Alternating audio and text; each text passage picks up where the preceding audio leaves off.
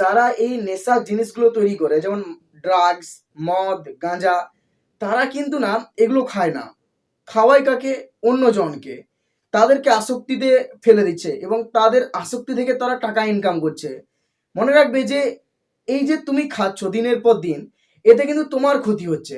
যারা মদ খায় একবার যদি তাদের ফ্যামিলির দিকে দেখো, বুঝতে পারবে যে তাদের ফ্যামিলির মধ্যে কি অশান্তি চলে। তার জীবনে কোনো স্ট্যাবিলিটি থাকে না, তার পরিবারের মধ্যে অনাবরত অশান্তি লেগেই থাকে এবং প্রত্যহ মদ পান করার পরে একটা সময় পড়ে গিয়ে সেই মানুষটা আবার খুব একটা বেশি দিন বাঁচে না। তাহলে দেখছো কি যে অ্যাডিকশন যেটাতে তুমি আসক্ত, সেটা তোমার জীবনকে নষ্ট করে দিচ্ছে, তোমার ফ্যামিলিকে নষ্ট করে দিচ্ছে।